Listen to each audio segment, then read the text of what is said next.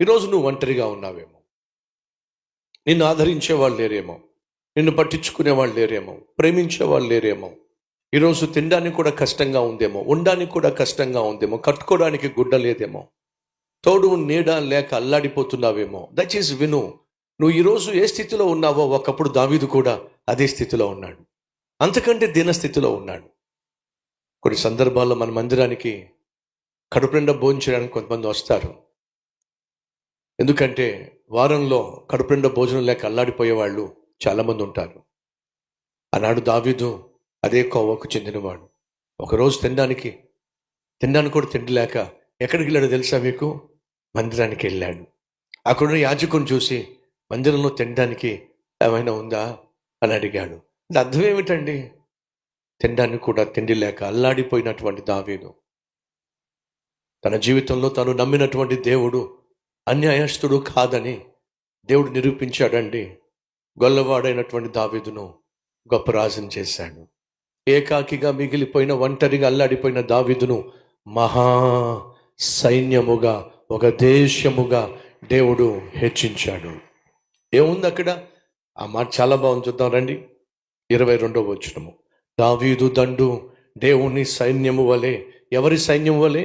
దేవుని సైన్యము వలె మహా సైన్యమగునట్లు ప్రతి దినమున అతనికి సహాయము చేయవారు అతని యొద్దకు వచ్చుచూ ఉండిరి. దేవుడు ఆశీర్వాదపు తలుపులు నీ జీవితంలో తెరిచినప్పుడు ఆ తలుపులు వేయడం ఏ ఒక్కడి వల్ల కానే కాదు. మంచి రోజులు వచ్చాయి దావీదు జీవితంలో, కానీ మరుసటి రోజే రాలేదు సుమా. మంచి రోజులు నీ జీవితంలో కూడా వస్తాయి, కానీ మరుసటి రోజే రావు సుమా. రేపే వచ్చేస్తుంది అనుకోవద్దు. దేవుడు నిర్ణయించిన కాలమున ఖచ్చితంగా నీ జీవితంలో మంచి రోజులు వస్తాయి. ఆ మంచి రోజులు చూడడానికి దావీదు 13 సంవత్సరాలు ఎదురు చూడాల్సి వచ్చింది. ఆ తర్వాత దావీదు 3 సంవత్సరాలకు పైగా యూదా రాజ్యం మీద, ఆ తర్వాత 7 సంవత్సరాలు అబ్నేరు, ఇష్బోషెతు వీళ్ళు చేసినటువంటి పనికి మాలిన పనులను బట్టి ఎదురు చూడాల్సి వచ్చింది ఇశ్రాయేలును పరిపాలించడానికి. అనగా 3.5 సంవత్సరాలు యూదా మీద, 33 సంవత్సరాలు ఇశ్రాయేల్ దేశం మీద తాను పరిపాలన చేయడానికి ఎదురు చూడాల్సి వచ్చింది. అనగా నీ జీవితంలో కూడా దేవుడు ఆశించినటువంటి ఆశీర్వాదాలు ఖచ్చితంగా నీ జీవితంలో దిగి వస్తాయి. కానీ ఈ లోపల నీ విశ్వాసాన్ని కాపాడుకోవాలి, నీ నమ్మకాన్ని కాపాడుకోవాలి, నీ ఓర్పును కాపాడుకోవాలి, అదే సమయంలో నీ పరిశుద్ధతను కూడా కాపాడుకోవాలి. ఆఖరికి దావీదు రాజయ్యాడండి. అద్భుతమైన పరిపాలన అందించడానికి సింహాసనం మీద కూర్చున్నాడండి. పోయిన వారం చెప్పాను, జ్ఞాపకం ఉందా? మీరు విజయం సాధించినప్పుడు అసలైన శత్రువులు బయటకు వస్తారు.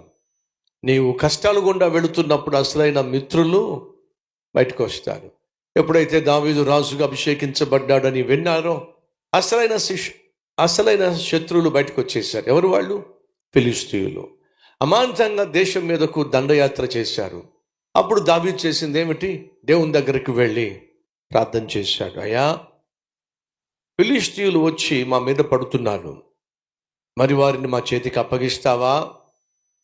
దావీదు తాను ఎప్పుడైతే రాజుగా సింహాసనం మీద కూర్చున్నాడో, అలా కూర్చున్న వెంటనే శత్రువైనటువంటి ఫిలిష్తీయుల సైన్యం మీదకు వచ్చినప్పుడు వారి దగ్గర సైన్యం అంతటిని పిలిపించి, మీరు ధైర్యంగా ఉండండి, వచ్చేటటువంటి ఫిలిష్తీయులు మనల్ని ఏమీ చేయలేరు, మీరు మర్చిపోకండి ఒకప్పుడు నేనేం చేశాను. ఫిలిష్తీయుల తరఫు నుండి వచ్చినటువంటి గొల్యాతును చూచి మీరందరూ భయపడిపోయి నీరు గారిపోయినప్పుడు ఒంటి చేత్తో వాడిని చంపేశాను. అలాంటి నన్ను ఇప్పుడు దేవుడు రాజుగా ఏర్పరిచాడు, కాబట్టి మీరు భయపడాల్సిన అవసరం లే, వాళ్ళంతూ నేను చూస్తాను అన్నాడు. అనుకున్నారా? బడాయికి ఏమన్నా పోయారనుకుంటున్నారా? తనకున్నటువంటి కత్తి బలాన్ని బట్టో, తాను కలిగి ఉన్నటువంటి నేర్చినటువంటి విల్లు విద్యను బట్టో తాను ఎప్పుడు కూడా గర్వించలేదండి. సహోదరులు, మీకున్నటువంటి ఆస్తిపాస్తులను బట్టో, అందచందాలను బట్టో, అధికారాన్ని బట్టో, ఖండబలాన్ని బట్టో, ఆరోగ్యాన్ని బట్టో, పదవిని బట్టో, పలుకుబడిని బట్టో దయచేసి గర్వించకండి. ఎందుకో తెలుసా? కొన్ని సందర్భాలు ఇవేవి కూడా నిన్ను ఆదుకోలేవు, అండగా నిలబడలేవు. బైబిల్లో చక్కని మాట ఉంది. ఏడో తెలుసు, రాజులను ఆశ్రయించుట కంటే, అధికారులను ఆశ్రయించుట కంటే, మనుషులను ఆశ్రయించుట కంటే యెహోవాను ఆశ్రయించుట మేలు. ఈ విషయాన్ని అస్సలు మర్చిపోకండి. దావీదు మహారాజుగా సింహాసనం మీద కూర్చున్నప్పుడు తను బహు యుద్ధశాలి అయినప్పటికీ కూడా, అంతకుముందు ఫిలిష్తీయులను చంపేసినటువంటి గెలిచినటువంటి వ్యక్తి అయినప్పటికీ కూడా, తన మీదకు మళ్ళా ఫిలిష్తీయులు వస్తున్నప్పుడు దాందే ఉంది, ఈజీగా చంపాడేస్తా, అది నాకు వెన్నతో వచ్చిన విద్య అని చెప్పి తాను కలిగిన టాలెంట్ని బట్టో, తాను కలిగిన భుజ బలాన్ని బట్టో తాను విర్రవేగలేదండి. చిన్నగా ఎక్కడికి వెళ్ళాడు తెలుసా? ప్రభు దగ్గరికి వెళ్ళాడు. అయ్యా, శత్రువు మళ్ళా వస్తున్నాడు, ఏం చేయమంటావు? వెళ్ళమంటావా? నేను వెళితే గెలిచేస్తాను అనే నమ్మకం నాకుండా, గెలుపు ఇచ్చేది మాత్రం నువ్వే గనుక, నువ్వు లేకుండా, నువ్వు రాకుండా యుద్ధానికి వెళ్ళనయ్యా, వాళ్ళు నా చేతికి అప్పగిస్తావా? ప్రార్థన చేశాడు.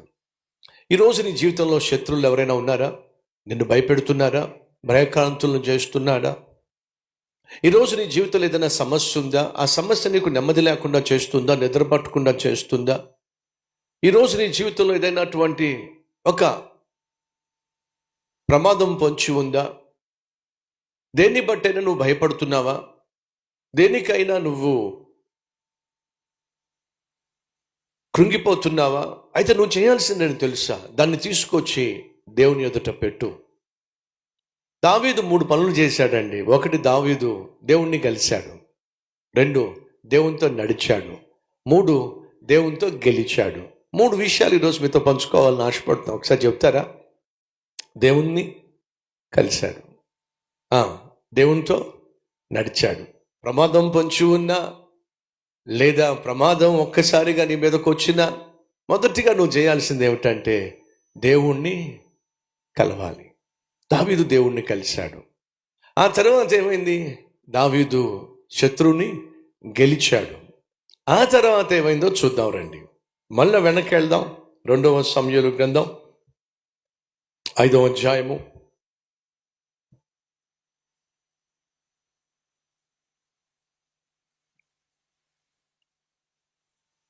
21వ వచనము. ఫిలిష్తీయులు తమ బొమ్మలను అచ్చట విడిచిపెట్టి పారిపోగా దావీదు అతని వారును వాటిని పట్టుకునేది. మొదటిసారి వచ్చినప్పుడు దావీదు వారందరినీ తరిమి వేశాడు. అనగా దావీదు గెలిచాడండి. దావీదు గెలిచిన తర్వాత ఫిలిష్తీయులు ఓడిపోయిన తర్వాత జరిగింది ఏమిటో చూద్దాం రండి. 22వ వచనము. ఫిలిష్తీయులు మరలా వచ్చి రెఫాయీము లోయలో వ్యాపింపగా, ఫిలిష్తీయులు మళ్ళా వచ్చారు. మీకేం అర్థమవుతుంది? సహోదరులు దయచేసి గమనించండి. మీరు ఎప్పుడైనా సరే మీ జీవితంలో సైతానును ఏ విషయంలో ఓడించారనుకోండి, వాడు కాస్త నిత్యం తీస్తారయ్యా, దిష్టికి పెట్టారేమిటి? రైట్. మీరు ఎప్పుడైనా సరే ఏ విషయంలో మీరు గెలిచారు అనుకోండి, సైతాను రగిలిపోతాడు. ఈ విషయంలో మర్చిపోకండి. ఎప్పుడైనా సరే ఉద్యోగంలో గెలిచినా, వ్యాపారంలో గెలిచినా, సేవలో గెలిచినా, వ్యక్తిగతంగా పరిశుద్ధతలో గెలిచినా, ఉద్యోగం సాధించే విషయంలో గెలిచినా, ప్రమోషన్ విషయంలో గెలిచినా, మీరు అనుకున్నది సాధించినా, అది చూసిన అటువంటి సైతాను రగిలిపోతాడు. మీరు గెలిచారంటే ఎవరు ఓడిపోయారు చెప్పండి?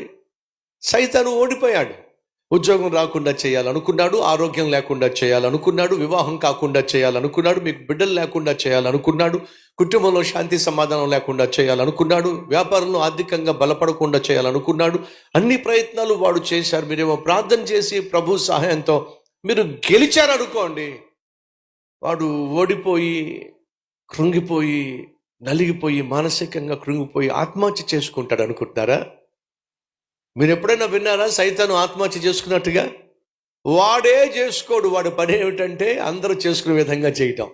అర్థం అవుతుందా? ఎప్పుడైనా మీకు ఆత్మహత్య చేసుకోవాలని ఆలోచన వచ్చిందనుకోండి, సైతాను గారు నువ్వు చావరా ముందెళ్ళి అని చెప్పండి వాడికి. ఎవరు చెప్పాలి? ఎప్పుడైనా సైతాను వచ్చి ఆత్మహత్య ఆలోచనలు తీసుకొస్తున్నాడు అనుకో, రే సైతానా, ముందు నువ్వు ఆత్మహత్య చేసుకోరా, ముందు నువ్వు చావరా అని చెప్పండి వాడికి. అంతేగాని వాడు చేసుకోడు ఆత్మహత్య. వాడు చావడు, మనల్ని చంపాలని ప్రయత్నం చేస్తాడు. సహోదరులు, ఎప్పుడైతే ఫిలిష్తీయులను సైతాను తీసుకొచ్చాడో, ఫిలిష్తీయులు ఎప్పుడైతే ఓడిపోయారో, అలా ఓడిపోయినప్పుడు సైతాను తోకబొడిచి వెళ్ళిపోయాడు అనుకుంటున్నారా? వెళ్ళలా. ఏం చేశాడు? మరలా వాళ్ళను తీసుకొచ్చాడు. ఇది సైతాను యొక్క విధానం. కాబట్టి మీ జీవితంలో ఈ వాస్తవాన్ని మర్చిపోకండి. ఏ విషయంలో అయినా సరే మీరు గెలిచినట్లయితే ఓడిపోయిన సైతాను ఏం చేస్తాడో తెలుసా? మళ్ళా మీ మీదకు వస్తాడు. మళ్ళా సమస్యలు తీసుకొచ్చే ప్రయత్నం చేస్తాడు. ఈ సమస్య ఉద్యోగం చేసే చోట పలానా వ్యక్తి వల్ల నీకు సమస్య వచ్చింది, ఆ వ్యక్తి వల్ల నీకు మనశ్శాంతి కరువైంది. ప్రార్థన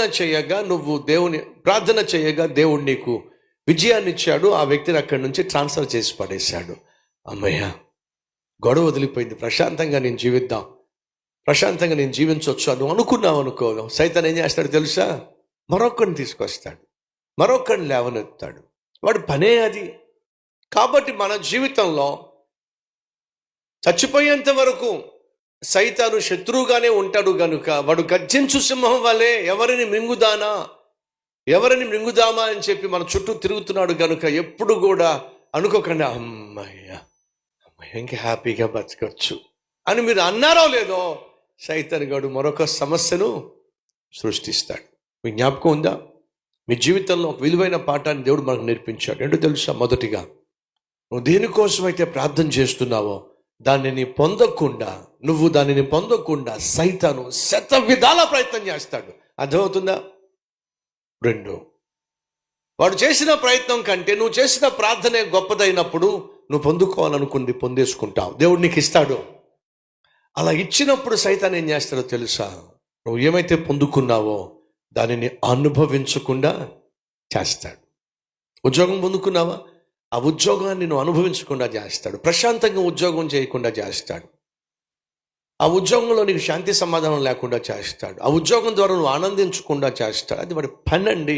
ఇప్పుడు శుభమా అంటూ దావీదు రాజై సింహాసనం మీద కూర్చుంటే కనీసం కొంతకాలమైనా ప్రశాంతంగా పరిపాలన చేయాలిగా. ఎక్కడండి దావీదు? చూడండి ఆ మాట ఏముందో చూడండి. 17వ వచనము 5వ అధ్యాయము. జనులు ఇశ్రాయేలీయుల మీద రాజుగా దావీదునకు పట్టాభిషేకము చేసిరని ఫిలిష్తీయులకు వినబడినప్పుడు దావీదును పట్టుకొనుటకు ఫిలిష్తీయులందరూ వచ్చేశారు. రాజుగా ఎప్పుడు అభిషేకించబడ్డాడో సడన్ గా వచ్చేసారండి. అది సైతాన్ గారు చేసే పని. నీ జీవితంలో ఎప్పుడైనా నువ్వు మేలు పొందుకున్నా, ఆశీర్వాదాన్ని పొందుకున్నా, అనుకున్నది సాధించిన, ప్రార్థనకు జవాబు వచ్చిన సైతాను మౌనంగా ఉండడు. వెంటనే నీ మీద దాడి చేస్తాడు. దావీదు ఆ దాడిని ఎలా ఎదుర్కొన్నాడయ్యా అంటే, తనకున్న కండబలంతోనో కత్తి బలంతో కాదు దావీదు దాన్ని ఎదుర్కొంది. మొదటిగా దేవుణ్ణి కలిశాడు. ఏం చేశాడు? దేవుణ్ణి కలిశాడయ్యా. ఫిలిష్తీయులు నా మీదకు వచ్చేస్తున్నారు, వాళ్ళను నా చేతికి నువ్వు అప్పగిస్తావా, నాకు గెలుపునిస్తావా అని చెప్పి ఎంత నమ్రతతో నమ్మకంతో దేవుడిని అడిగాడో. అప్పుడు దేవుడు చెప్పిన మాట ఏమిటి? ఇస్తా వెళ్ళు అంటే దేవుడు చెప్పినట్టుగానే దావీదుకు విజయాన్ని ఇచ్చేశాడు. అలా విజయాన్ని ఇచ్చేసిన తర్వాత అమ్మయ్య, మీదకు వచ్చిన శత్రువులు దెబ్బకు పారిపోయారు అని చెప్పి దావీదు కొంచెం సెటిల్ అవుతున్న సమయంలో వాళ్ళు ఏం చేశారట? 22, ఫిలిష్తీయులు మరలా వచ్చి రెఫాయిము లోయలో వ్యాపింపగా. దావీదు మహారాజా ఏమిటి? మళ్ళీ దాపరించారు. ఎవరు వాళ్ళు? ఫిలిష్తీయులు మళ్ళా యుద్ధ శంఖాన్ని మోగించారు. మళ్ళా యుద్ధానికి వస్తున్నారు. వాళ్ళకి అసలు బుద్ధి లేదా?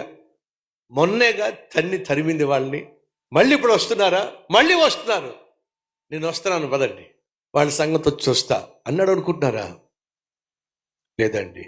ఎప్పుడైతే ఫిలిష్తీయులు మరలా వచ్చారు అని దావీదు విన్నప్పుడు దావీదు ఏం చేశాడో తెలుసా? మళ్ళీ చిన్నగా దేవుని దగ్గరికి వెళ్ళాయా, మళ్ళా దాపరించారయ్యా, మళ్ళా సమస్య వచ్చి పడిందయ్యా, మళ్ళా శత్రువులు వచ్చి పడ్డారయ్యా, మళ్ళా మా దేశం ప్రమాదంలో పడిందయ్యా, మళ్ళా నా సింహాసనం ప్రమాదంలో పడింది, నాతో వస్తావా? యుద్ధంలో విజయాన్ని ఇస్తావా? ఇది దేనికి సాదృశ్యము సూచన అంటే, దావీదు రాజైన తర్వాత తనలో ఇంత గర్వం కూడా రాలేదండి. ఇక నాకు తిరుగులేదో, ఎవడు వస్తాడో చూస్తా, నా రాజ్యానికి కానీ నా రాజరికానికి కానీ ఇక తిరుగులేదో అనుకోలేదండి. గర్వానికి, నాశనానికి ముందు గర్వం వెళ్తుంది. దావీదు జీవితంలో ఉన్న గొప్ప గొప్ప గొప్ప లక్షణం ఏంటో తెలుసా? దావీదు బహు దీనత్వం కలిగిన వాడు, తగ్గింపు తత్వం కలిగిన వాడు. మన జీవితంలో ప్రతిదానికి దేవుని దగ్గరికి వెళుతున్నావు అని అర్థం తెలుసా? నిన్ను నీవు తగ్గించుకుంటున్నావని, దేవుణ్ణి గొప్ప చేస్తున్నావని.